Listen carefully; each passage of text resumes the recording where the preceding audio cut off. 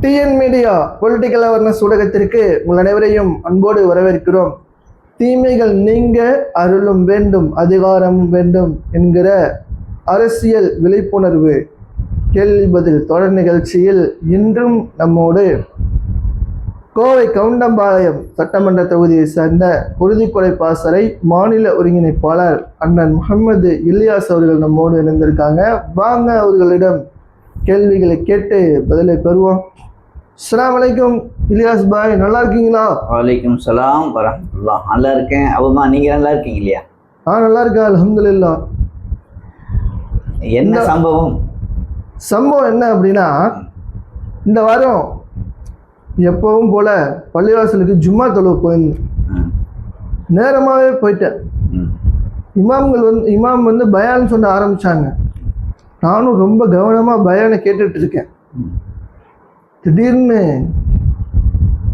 பயான் முடிய போகிற நேரத்தில் இமாம் வாக்கு செலுத்துறோம் இல்லையா, அதனுடைய முக்கியத்துவத்தை பற்றி சொல்கிறேன் அப்படின்னு சொல்லி சொன்னாங்க. நானும் சரி, நல்ல விஷயம்தான் சொல்ல போகிறாங்க அப்படின்னு சொல்லிட்டு நானும் நல்ல கவனமாக உட்காந்து கேட்டுட்டு இருக்கேன். எல்லாமே சொல்லி முடிச்சாங்க. எல்லாமே குர்ஆன் ஹதீஸோட நல்லா சூப்பராக சொன்னாங்க. ஆனால் முடிக்கும் போது மட்டும் மனுஷன் மதசார்பற்ற ஜனநாயக கூட்டணிக்கு ஓட்டு போடுங்கன்னு சொல்லிட்டாரு. எனக்கும் அப்படிதான். நான் ஷாக் ஆயிட்டேன். ஏன் அப்படின்னா, பள்ளிவாசல் இமாம் முதல்ல இருந்தாரு, எப்ப ஒரு திமுக மாவட்ட செயலாளர், திமுக கொள்கை பரப்பு செயலாளர் ஆயிட்டாரு போல இருக்கு. அதாவது நான் சொல்றது எல்லா இமாம்களையும் நான் இதே மாதிரி சொல்லலை. குறிப்பிட்ட சில இமாம்கள் வந்து நேர்மையாளர்களாகவும் உண்மையாளர்களாகவும் இருக்காங்க. குறிப்பிட்ட உலமாக்கள் குறைந்த அளவுல. ஆனால் பெரும்பாலும் ஏதோ ஒரு கட்சிகளுக்கு, குறிப்பாக அதிமுக, திமுக, திராவிட கட்சிகளுக்கு ஆதரவாளர்களாக, தொடர்புடையவர்களாக, அதை கொண்டு மக்களையும் அந்த மஹல்லா வாசிகளையும் சிக்க வைக்கக்கூடிய வேலைகளை தொடர்ந்து செஞ்சிட்டு இருக்காங்க. அதே மாதிரி என்னுடைய நான் 55 வயசு ஆகுது. இந்த 55 வயசு வரைக்கும் பார்த்தா அப்படி தெரியவே இல்லை. அப்படியா? அவன் 55 வயசு வரைக்கும் என்னுடைய மதரசா காலங்களையும் சரி, தர்ஸு அந்த இடத்துலையும் சரி, ஜும்மாக்கள்லையும் சரி, இஸ்லாமிய மேடைகள்லையும் சரி, எந்த இடத்துலையும் வந்து இந்த மாதிரி அரசியல் பேசவே இல்லை. அப்ப எனக்கு வந்து மிகப்பெரும் ஒரு ஆச்சரியம், எப்படிப்பா இவங்களுக்கு இவ்வளோ தைரியம் வந்துச்சு, இவ்வளோ தன்மானம் வந்துச்சு, இவ்வளோ ஒரு ரோஷம் வந்துச்சு அப்படின்னு சொல்லி மாற்றி சொல்ற மாதிரி இருக்கு. இல்லை, அந்த ஒரு உணர்வோடு நான் பார்த்துட்டு இருந்தேன். இப்போ எந்த அளவுக்கு இவங்களுக்கு வந்து இப்படி ஒரு தைரியம் வந்துச்சு அரசியலை பேசுறதுக்கு. இதுவரைக்கும் அரசியல் பேசாத இவர்கள் அரசியல் பேசுறதுக்கே வந்து தயங்கக்கூடிய இவங்க, கூச்சப்படுறவங்க இவங்க, பயப்படுறவங்க இவங்க, எந்த அளவுக்கு யார் இந்த தைரியத்தை கொடுத்தா அப்படின்னு நம்மளுக்கு தெரியல. ஆனாலும் இவ்வளோ குர்ஆன் ஹதீஸின் அடிப்படையில் இவ்வளோ பேசுறாங்களே, இதுக்கு முன்னாடி பேசியிருந்தா நம்ம சமுதாயம் அரசியல் விழிப்புணர்வு அடைஞ்சிருப்பாங்களே அப்படின்லாம் நான் பார்த்தேன். அடுத்து குர்ஆன் வசனங்கள் எல்லாம் நிறைய விஷயங்கள் சொன்னாங்க. அதாவது இஸ்லாமியர்கள் அல்லாதவர்கள் கூட வேட்பாளர்களாக வந்தால் அவர்களுக்கு நம்ம வந்து கண்ணியம் கொடுக்கணும், அவங்களை வந்து நம்ம அவதூறு கூறக்கூடாது, நல்ல விஷயமா அப்படின்னு சொன்னாங்க. அடுத்து ஒருவருக்கு நாம் செய்யக்கூடிய உதவி இறுதி வரை நமக்கும் அவங்களுக்கும் வந்து சேரும். அதே மாதிரி தீமைகள் செய்தாலும் அந்த தீமைக்கான கூலியும் வந்து அவங்களுக்கு வந்து சேரும் அப்படின்னு சொன்னாங்க. அப்படின்னு அவங்க சொன்னாங்க. பரவாயில்ல, இந்த அளவுக்கு வந்து அவங்களுக்கு தைரியம் வந்துருச்சு, அல்ஹம்துலில்லாஹ் அப்படின்னு சொல்லிட்டு நான் நினச்சிட்டு இருக்கும்போது தான் நீங்கள் சொன்ன மாதிரி கடைசியாக அவங்க சொன்ன ஒரு வார்த்தை பாருங்க, எனக்கு மிகப்பெரும் கவலையாக இருந்துச்சு, மிகப்பெரும் ஒரு வேதனையாக இருந்துச்சு. அது வந்து நம்ம ஆலிம்களாக பேசுகிறாங்க, நம்ம சமுதாயத்தவருக்கா இவங்க வந்து சொல்கிறாங்க அப்படிங்கும்போது ஒரு ஆலிம் சொல்கிறாரு, கொலை செய்தது பாவம்தான், கொள்ளை அடித்தது பாவம்தான், திருடினது பாவம்தான், ஏமாத்தினது பாவம்தான், தற்கொலை பெண்ணை வச்சதும் பாவம்தான், கற்பழிச்சதும் பாவம்தான், வட்டி வாங்குறதும் பாவம்தான், இப்படி எல்லாமே பாவம்தான். மலையை, மண்ணை எல்லாம் வந்து திருடினது எல்லாமே பாவம்தான், நாங்கள் ஒத்துக்கிறோம். ஆனால் அங்கதான் ஒரு விஷயத்தை வைக்கிறார். எல்லாமே பாவம்தான், அதுல மாற்று கருத்தே இல்லை.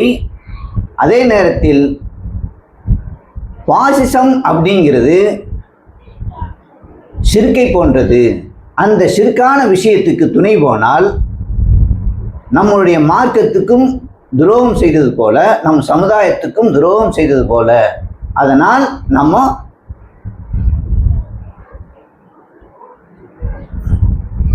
நம்ம திராவிட கட்சிக்கே வந்து வாக்களிப்போம் அப்படி சொல்றாங்களா அப்படின்னு சொன்னாங்க.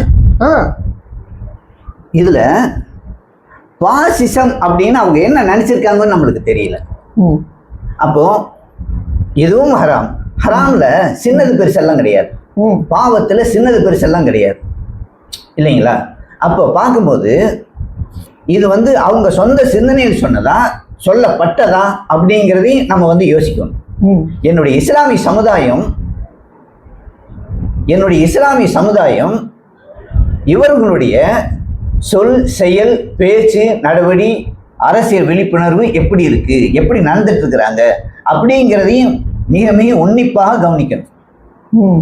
அந்த நேரத்துல அதாவது பாசிசம்னா பிஜேபி மட்டும் இல்லை, மனித குலத்துக்கு யார் யாரெல்லாம் தீங்கு செய்கிறாங்களோ, குறிப்பா கனிமவள கொள்ளைக்கு எதிராக போராடினவங்கள கொல்றதும் பாசிசம் தான். அதை வந்து பிஜேபி மட்டும்தான் செய்யுதுன்னு நினைக்கிறாங்களா? இவங்களுடைய சிந்தனையில வந்து இதெல்லாம் இரண்டாம் தச்ச பாவம். முதல் பாவமே இணை வைப்பு. இணை வைப்பு தொடர்பான விஷயத்தில் சீமானுடைய நாம் தமிழர் கட்சியில் இணைஞ்சிட்டோம் அப்படின்னாக்கா அது பாசிசத்திற்கும் மார்க்கத்திற்கும் இணை வைப்புக்கும் ஒப்பாகும். அதனால் நம்ம மதச்சார்பற்ற கூட்டணி அப்படிங்கிற திமுகவுக்கு வாக்களிப்போம் அப்படின்னு சொல்றாங்க. நான் மீண்டும் அதான் கேட்கிறேன்.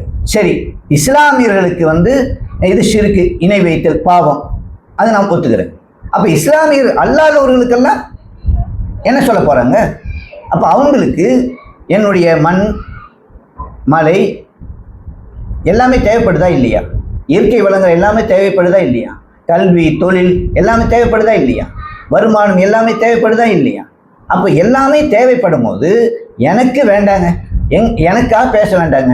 அப்போ மாற்று சமுதாயத்தினருக்கும் வந்து நாம் அவங்களுடைய உயிரையும் நாம் பாதுகாக்க வேண்டிய கடமை இருக்கு, உடைமையும் பாதுகாக்க வேண்டிய கடமை இருக்கு, உரிமையும் பாதுகாக்க கடமை இருக்கு. அப்போ இந்த சிந்தனை இல்லையா? அப்போ இந்த சிந்தனையும் கூட இல்லைனாக்கா 7 வருஷமா எதுக்கு நீங்க போதணும்னு நான் கேட்குறேன்.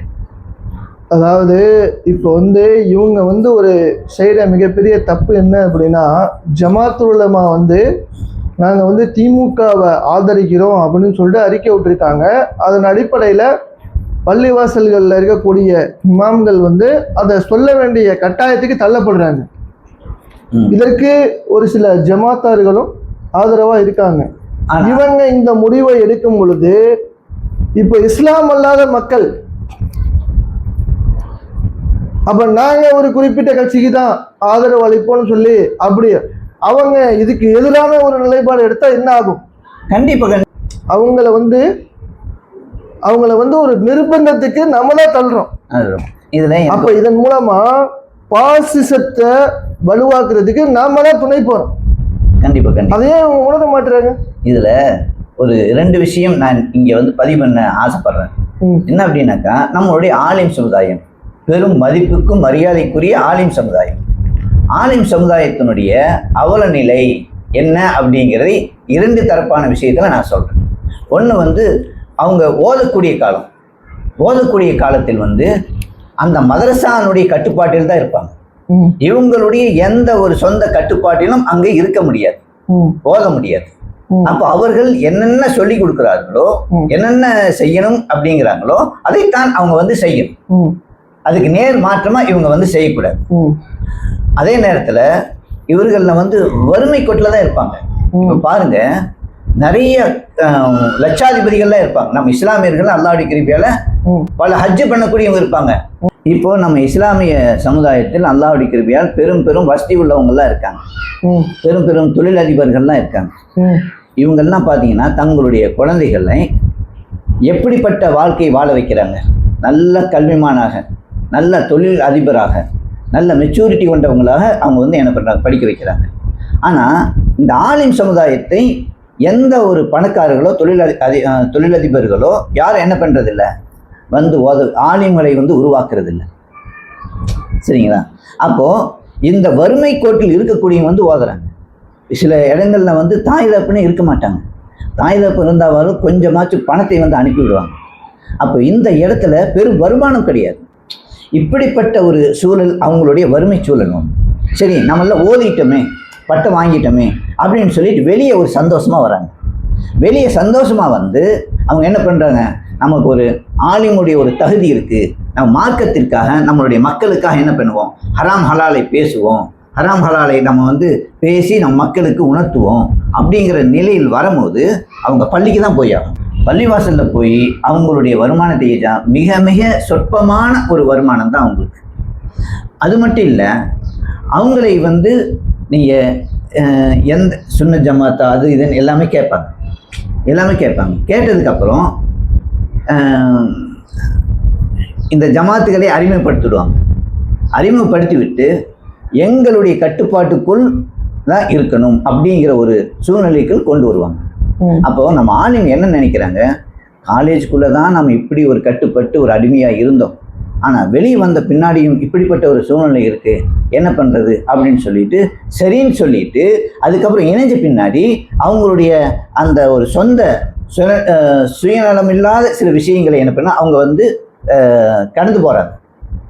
நாளடைவில் ஜமாத்துகள்லேயும் பள்ளிவாசல்லையும் அவங்க என்ன பண்ணுறாங்க, பேசுறதுல அந்த ஜமாத்தில் நடந்த சில நிறை குறைகளை பேசும்போது அந்த பள்ளியை விட்டு அவங்களை வந்து நீக்கிடுறாங்க. இதே மாதிரி வருஷத்துக்கு 10 முறை மாறின எத்தனையோ ஆலிம் சமுதாயங்கள் உண்டு. அடுத்து பாருங்க, திருமணம் நடக்க வேண்டிய ஒரு கட்டாயம் வருது. திருமணத்துக்கு முன்னாடியே அவ்வளோ நிலை அப்படின்னாக்கா, திருமணத்துக்கு பின்னாடி அவங்க என்ன பண்ணுவாங்க, அவங்க போய் திரும்ப இன்னொரு இடத்துல போய் கேட்குறாங்க. இப்படி கேட்டு அவங்களுக்கு குழந்தைகள்லாம் வருது. அதுக்கப்புறம் என்ன பண்ணுற, நாளடைவில் அந்த ஜமாத்துக்கே கட்டுப்பட்டு வாழக்கூடிய ஒரு சூழ்நிலையை வந்து அங்கே வந்துடுது. அந்த சூழ்நிலைக்கு வந்து தள்ளப்பட்டுறாங்க. இப்போ இந்த நிலையில் அவங்க வந்து ஹராம் ஹலாலை பேச முடியாது. அதனால தான் நிறைய பேர் என்ன சொல்கிறாங்க, எங்களுக்கு வந்து ஹராம் ஹலாலை பேச விடுறது இல்லைங்க அப்படிங்கிறாங்க. அப்போ ஹராம் ஹலாலை பேசுவதற்கு தடையாக இருக்கிற நபர்கள் யாரு அப்படின்னாக்கா, நம்மளுடைய பள்ளிவாசல் ஜமாத். ஏன் தடையாக இருக்காங்க, என்ன காரணம்? ஏன் அப்படின்னா, திராவிட கட்சிக்கு அடிமையாக இருக்கிறாங்க. அந்த அடிமைத்தனத்தினால்தான் ஆலிம்களும் வந்து இது கட்டுப்பட்டு இருக்க வேண்டிய ஒரு சூழ்நிலை வந்து, அதனால ஆலிம்கள் வந்து சொந்தமா சுயமா ஈமானோட அவங்க வந்து பயணிக்க முடியல, மார்க்கத்தினுடைய சட்டதிட்டங்களை சொல்ல முடியாத ஒரு சூழல் வந்து அகப்பட்டு இருக்கிறாங்க. அதாவது இந்த சூழ்நிலை மாறணும் அப்படின்னா, ஒன்று ஜமாத்தார்கள் ஜமாத் நிர்வாகிகள் வந்து எந்த கட்சியும் சாராதவங்களா இருக்கணும். அதாவது எந்த கட்சியிலாச்சும் இருக்காங்க அப்படின்னா அவங்க அளவுலயே அதை வந்து நிறுத்திக்கணும். அவங்க சார்ந்த கட்சிக்கு தான் வந்து இந்த ஜமாத்து சப்போர்ட்டா இருக்கணும், இதுல பேசக்கூடிய இமாமும் சப்போர்ட்டா இருக்கணும் அப்படின்னு அவங்கள வந்து தன்னுடைய சுய கட்டுப்பாட்டுக்குள்ள கொண்டு வரதை வந்து எப்படி நம்ம ஏற்றுக்க முடியும்? அது சரியான செயலாகுமா? கண்டிப்பா அது சரியாகாது. என்ன காரணம் அப்படிங்கிறது ஒன்று இருக்கு. அதாவது இந்த புதியதாக வந்த ஆலிம்கள் இருக்காங்க இல்லைங்களா, இவங்கெல்லாம் போய் அந்த ஜமாத்து கூட கட்டுப்பட்டு இருக்காங்க அப்படிங்கிறதுக்கு இன்னொரு ஒரு முக்கியமான ஒரு காரணம் இருக்கு. இதற்கு இவங்களுக்கு முன்னால் வந்த ஆலிம்கள் இருப்பாங்க இல்லைங்களா, இப்ப இவங்கெல்லாம் வந்து சுமாரா 30-40 வருஷமா பள்ளிகள்ல இருப்பாங்க. அதுல நல்ல பேச்சாளர்களாகவும் இருப்பாங்க. அதுல வந்து 40,000 ரூபாய் 50,000 ரூபாய் 30,000 ரூபாய் சம்பளம் வாங்கக்கூடியவங்களாக இருப்பாங்க. அப்போ இந்த சம்பளம் வாங்கக்கூடியவர்கள் என்ன பண்ணுவாங்க அப்படின்னா, இதுக்கு முதல்லேயே அந்த ஜமாத்துக்கு கட்டுப்பட்டவங்களா இருக்காங்க. அடிமையா, அதாவது அந்த திராவிட கட்சியில் இருக்கக்கூடிய அந்த அடிமைகளுக்கு ஜமாத்துகளுக்கு வந்து கட்டுப்பட்டவங்களா ஆயிடுறாங்க. அப்ப அவங்க என்ன சொல்றாங்க அப்படின்னா, இவங்கெல்லாம் போய் அங்க வந்து ஒரு கம்ப்ளைண்ட் கொடுக்குறாங்க, ஒரு தகவலை சொல்றாங்க, குறைய சொல்றாங்க. அப்போ அவங்க என்ன சொல்கிறாங்க, இவ்வாறுப்பா நான்லாம் வந்து இந்த காலத்தில் வந்து இந்த மாதிரி சூழல்லாம் வந்து நம்ம அட்ஜஸ்ட் பண்ணி போகணும். அட்ஜஸ்ட் பண்ணி போனால் தான் நம்ம என்ன பண்ண முடியும், நம்ம ஒரே இடத்துல நம்ம இருக்க முடியும். ஒரே நிலையில் நம்ம இருக்க முடியும். இல்லைனாக்கா நம்ம நாளுக்கு நாள் நம்ம என்ன முடியும், வேற ஊர்களுக்கு நம்ம மாற முடியும். அப்போ நம்மளை வந்து ஒரு அடையாளமாக இல்லாமல் ஆக்கிடுவாங்க அப்படின்னு யார் சொல்கிறாங்க? இவருக்கு முன்னால் வந்த ஆலிம்கள் சொல்கிறாங்க, மூத்த உலமாக்கள் சொல்கிறாங்க. அப்போ இந்த மூத்த உலமாக்கள் தானே இதுக்கெல்லாம் மெயின் காரணம் இல்லையா? அப்போது இன்னும் நான் என்ன சொல்கிறேன், நம்ம ஆலிம் சமுதாயங்களை பற்றி அக்கறையும் கவலையும் பட வேண்டியது அங்குள்ள ஜமாத்தார்களும் அங்குள்ள ஊர்வாசிகளும் தான் நம்மளுடைய ஆலிம் சமுதாயத்தை வந்து பாதுகாக்கணும், அவங்களுக்கான தகவல்களை தேவைகளை வந்து நிறைவேற்றி கொடுக்கணும் அப்படிங்கிறது தான் என்னுடைய ஒரு விஷயம். கண்டிப்பாக இந்த நிகழ்ச்சியை எடுக்கக்கூடிய நோக்கம் வந்து ஜமாத்தார்களையோ ஆலிம்களையோ குறை கூறணும் அப்படிங்கிற நோக்கத்தில் இது எடுக்கலை. அதாவது வெளிப்படையாக ஒரு குறிப்பிட்ட கட்சிக்கு ஓட்டு போடுங்க அப்படின்னு ஜும்மா மேடைகளில் இவங்க சொல்கிறாங்க அப்படின்னா இதுக்கு பின்னாடி என்ன இருக்குது, யார் இருக்கா, எதனால் அவங்க இப்படி சொல்கிறாங்க அப்படிங்கிறத இந்த சமூகத்துக்கு அனைத்து மக்களுக்கும் எடுத்து சொல்ல வேண்டிய பொறுப்பும் கடமையும் ஊடகத்திற்கு குறிப்பாக எங்களுக்கு இருக்குது. அதன் அடிப்படையில் தான் நம்ம இந்த காணொலியை வந்து நம்ம எடுக்கிறோம். மற்றபடி யாரையும் குறை சொல்லணும் அப்படிங்கிற நோக்கம் இல்லை. எனதருமை சகோதர சகோதரிகளே, இமாம்கள் ஜமாத்துகள் சொல்கிற விஷயங்களை மார்க்கத்தின் அடிப்படையில் சரியாக இருக்கும் பட்சத்தில் நீங்கள் வந்து அதை எடுத்து பின்பற்றுங்க. ஆனால் அரசியலில் அவங்க சொல்கிறத கேட்டு குறிப்பிட்ட கட்சிகளுக்கு தயவு செய்து வாக்கு செலுத்தாதீங்க. உங்களுக்கு நல்லாவே தெரியும், மண்ணுக்கும் மக்களுக்கும் குறிப்பாக நம் இஸ்லாமிய சமூகத்திற்கு ஏதேனும் இடையூறு வந்தால் யார் முதல்ல குரல் கொடுக்குறா, யார் இது வரைக்கும் முன் நின்றுருக்கா அப்படிங்கிறது உங்களுக்கு நல்லாவே தெரியும்.